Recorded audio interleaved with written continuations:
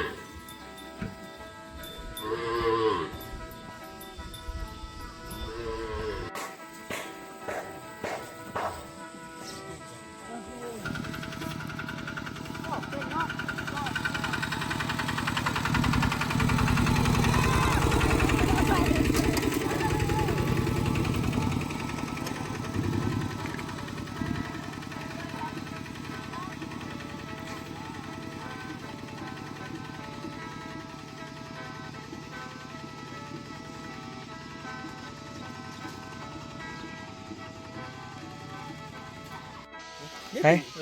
โอ้ กระจายเสียงมา โอ้เบิ่งไปถามมาก่อนเพิ่นกำลังเฮ็ดหยัง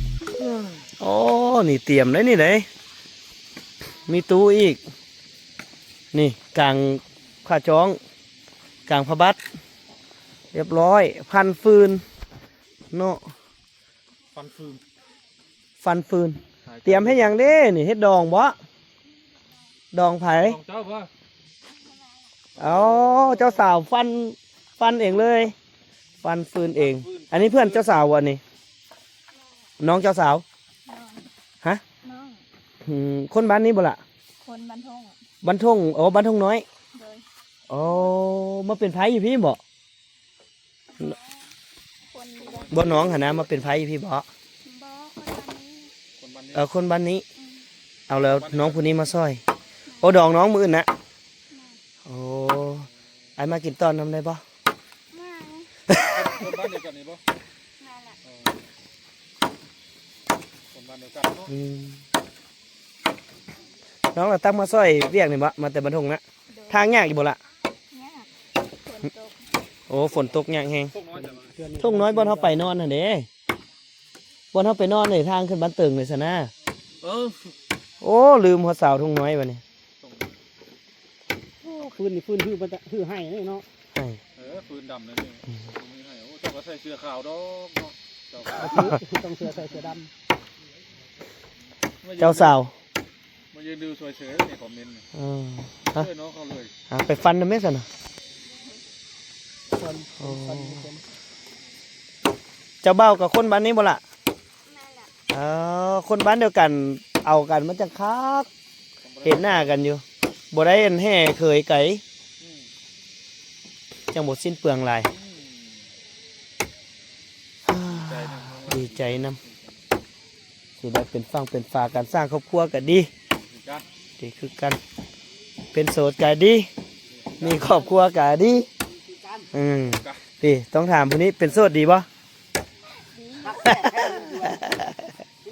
เออ ระหว่างหักแพ้เงินหยวน ใส่ หักแพ้เงินหยวน เจ้าอ่านเจ้าก็อย่าเอามือไปแปะหลายโอ้ยแพ้นั่นเดียวกับบัตรหนึ่ง หักแท้แพงเงินหยวนมีได้เงินหยวนในกระเป๋านี่50 หยวนเอาว่าแพงเงินหยวนเนาะ สีซ้ำบ่เฮาเนี่ยครับมันสีซ้ำบ่เฮาเนี่ย โอ้โหอันนี้เท่าแก่มาแต่ไสนี่ นี่บอก เท่าแก่มาแต่ไส เขาบอกคนจีนนี่นี่ กับทั่วเฮาคือคนจีนเหมือน โอ้ เจ้าคนจีนบ่วะจีนเซ็ตจีน เนาะ จีนแดง จีนลาวนี่มั้ย เดี๋ยวน้องซื้อหยังก็ คือแค่ว่า แพรว่าน้องแพรว่า แพรว่า โอ้แพรว่ายังเฮียนอยู่บ่ เฮียน เฮียนห้องไหนลูก ม .4 อ๋อม.4ละเฮียนอยู่ม.2ทุ่งน้อย เลย อืมยังบ่ทันเสร็จได้ม.4แม่นบ่เสร็จละ ไปที่เซงอยู่คนมา นกพี่เฮือมาแล้ววันนี้ บ่แล้วขี่รถจักรล่ะ รถจักรว่าพี่บอก อ เอารถท่องน้อยไปบังตึงบังตอง มันพลาดนี่บ่รถทางรถ เขาจะมาทางนี้เด้ทางสิงห์ทองบ่แม่นทางอันนาว่า มันมีรถทางรถลัดมาแต่ทางนี้ แม่นนาว่าก็ออกไป เอารถมาลงมาเครื่องขี่ทั่วเลย ขี้นี่ก็ได้ แต่ว่าไปอันบ้านหมื้นี้บ่ได้ บ้านพวกทรงแหลกวัง บ่ได้บ่ได้บ่ได้ มาเท่านี้ค่อยอยากพาท่านเจ้ามาให้เห็น เข้าใจ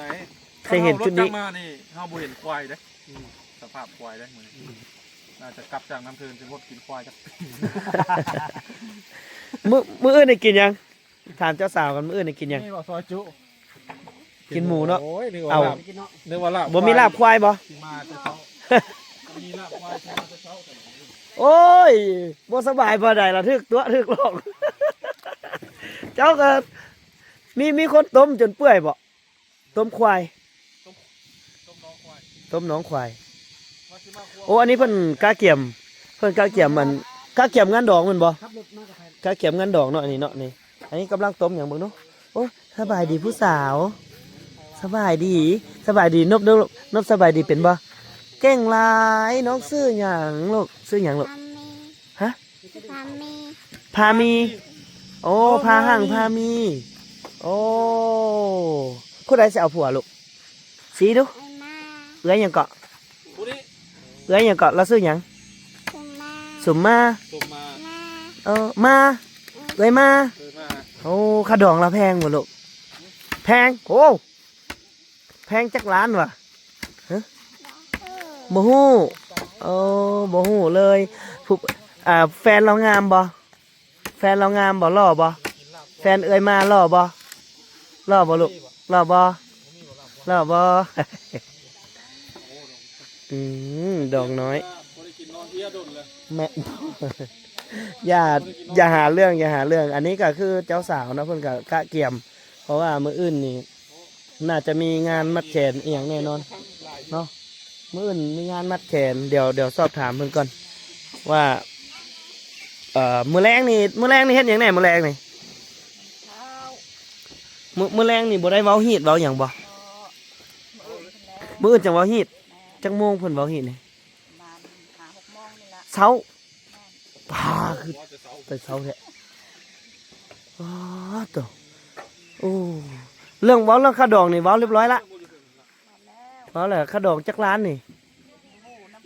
เอาบ่ฮู้นำเขาเอาไปถามเพิ่นก่อน หาได้ใหญ่กว่าหมู่หาได้ใหญ่กว่าหมู่ เอาไทยบ้านทุ่งน้อยนี่ โอ้บ่ฮู้เนาะ สาวบ้านทุ่งน้อยบ่ฮู้เนาะ ขายเครื่องเลยนะมีห้าขายเครื่องบ่อยู่ ผู้สาวอยู่พี่เขาดองแพงบ่ล่ะ อยู่นี่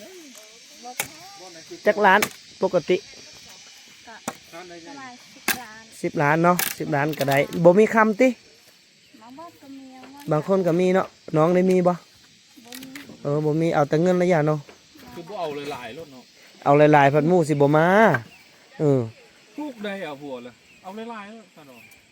โอ้ยเขาเอาคนบ่ได้เอาเงิน พอยอกไว้ เออ เจ้า เจ้าก็ได้ เจ้าโอ้ยเห็นเห็นน่ากลัวฟันฟืนนี้ เฮ็ด ไปกัน แนวนั้นเลย น้องกันนะ ข้าเจ้ากำลังสิเป็นฝั่งเป็นฝาสิมานั้นไปเฮาไปหาซื้อของอยู่ของกินไปเฮาไปหาซื้อของอยู่ของกินไปนี่ก็แสดงความดีใจนะเพื่อนพี่น้องกับกะเกียมที่จะเป็นฝั่งเป็นฝาและมื้ออื่นโอ้วงดนตรีก็มีพร้อมถือว่ามื้ออื่นนี่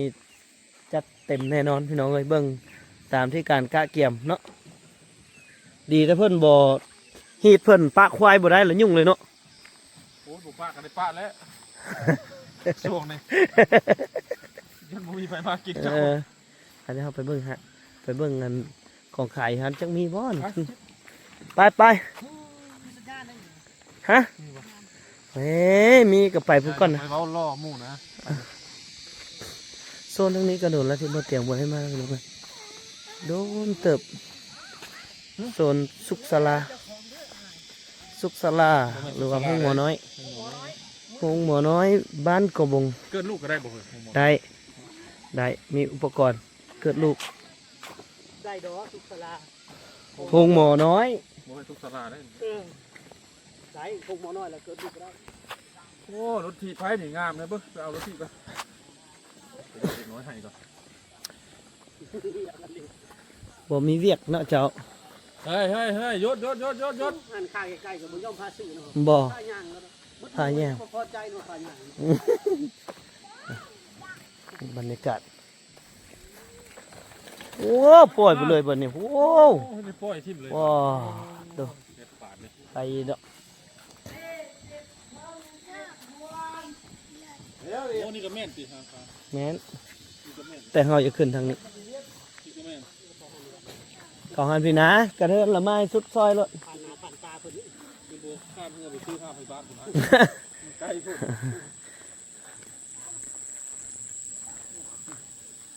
หิวข้าวทำย่างเลย มาเบิ่ง งานเข้ ร้านขายเครื่องบ้านกอบงมีหยังขายเด้อเนาะ ใช่เจ้าของ ไทยบ้านไทยเมืองเอ้ย ใช่เจ้าของร้าน บ่ ไปจบ เออ เดี๋ยวสุไปจักเห็นลาบนะไอ้นี่นะ เออ มาโอ้โหอย่าเว่าแห้งเลยไม่เอ่ยผู้ใดอันจมฮะสายผู้ใดจมมาออกมาเบิ่งดูคือบ่เห็นไปหัวผู้จะเคลื่อนเลยเดี๋ยวนี้ อ้าวบ่แม่นเจ้าบอกขี้เหงื่อตอนมื้อวานนี่ แม่น นี่แหละมือซื้อ ถ้าเจ้าเอาเครื่องมือซื่นบ่ได้บ่แม่นหวานเลย มือวางมือซื้อ มื้อวานนี่มี3คนขี้เหงื่อมาแต่มื้อเฟืองเลยเห็นถ่ายรูปนี่ โอ้ยเฮานี่ เฮามือว่า เอาเงือเครื่องเฮาขึ้นมาได้สัก เออแม่นบ่ แม่น บ่แม่นเตี้ยน เอาถ่ายเพิ่น อ๋อ เอาแซงเพิ่นเอาแซงเพิ่น เฮาแซงเขาบอกโอ้แม่น ขี้เหงื่อจักสอง จักสองหาง บ่ว่าหมู่ดีใจสุดๆจักสองหาง ไม่หยังอันนี้เฮ้ย เอาเครื่องมาใส่มากายเพิ่นหมด เอาเลือกเบิ่ง เล่าเลยกับมัน โอ้ยโอ้กำลังสิว่าน้ำผึ้ง โลนึงเสียนั่งก็ได้บ่ดิ เป็นหยัง ซื้อยังไงคุณหนุ่มเลยเพิ่นแล้วมา เอาเลย เอาแซงข้ามหน้าข้ามตาแล้วว่าหัน เอาอยากมาให้สุดซอยหยังวะ มาได้จักมื้อว่าซั่น สามคืนนี่แหละ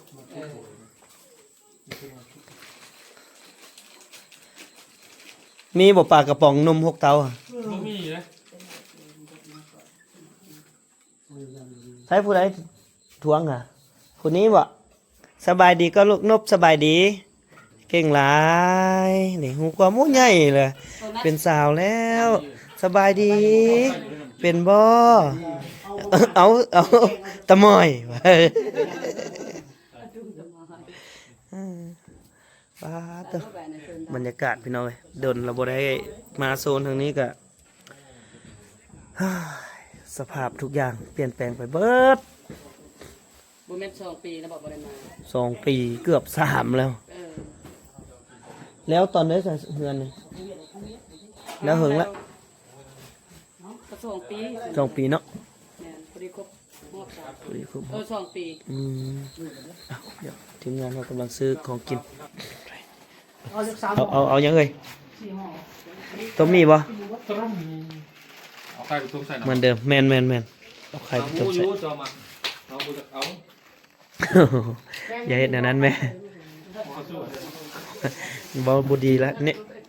นิสัยบ่ดี ได้ลงอยู่ห่างมาหมูอาหารเพิ่นใส่ถุง หารที่2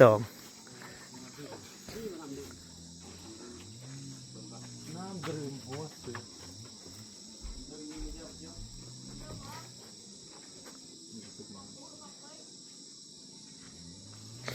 อาหารลายอยู่แต่เฮาบ่ฮู้หน่อยเนาะ โยกคนขายอยู่ในเรือนเนาะ มีแต่อีปอก ทุกใหญ่ก็ไม่เอาทุกใหญ่มาเลยเอาเลย3ทุกเนาะ 3 3ทุก3 ทุกคนเลยครับ ทุก3ปั้น เดือนนี้ก็เศร้า อยู่วังจ้าง25เอาซื้อเวียนเลย25 ดีไก่เนาะ แต่ยินเลยเยี่ยวใช่ได้ เอาละคือว่าเงินตกอยู่บน อยากชาวพันธุ์พอดี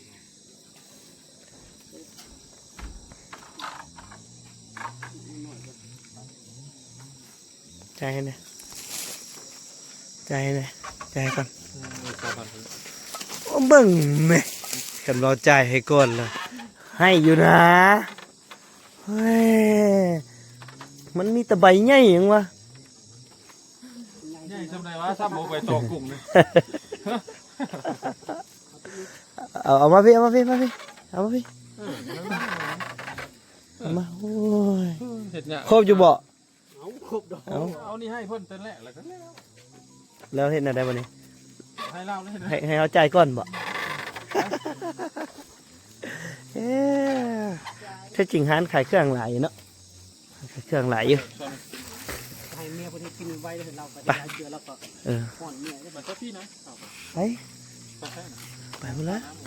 เอาโอ้พี่น้อยมื้อนี้แบบจนค่ำจนมืด คอนเทนต์บ้านหาง บ้านหลังนี้ใครลองต้องเจอดีหาคนไปเว้าให้มันคือ เออต้องเว้าคืนนิดหนึ่งนะ บ้านหลังนี้ใครไม่อยู่ก็ได้ใช่ ดังนั้นเราเขาจะว่าบิดเบือนความจริง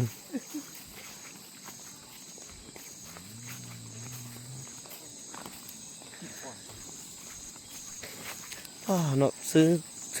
ขั้นสมมติว่าซื้อสินควายโลละ10,000เนี่ยซื้อบ่ ให้ร้ายมองนะ จ้างกินเอา จูงมาฆ่าตัวหน้ากันยังบุกกินนั่นเองโอ้แม่นหมดแหละตีนตลาดแม่นหมดเลยเนี่ย คือที่จริงคือสินควายนี่ ตอนนี้พยาธิกำลังระบาดเนาะพยาธิกำลังระบาดแฮง อุ้ยเลยมันแก่โหมแล้วเนาะ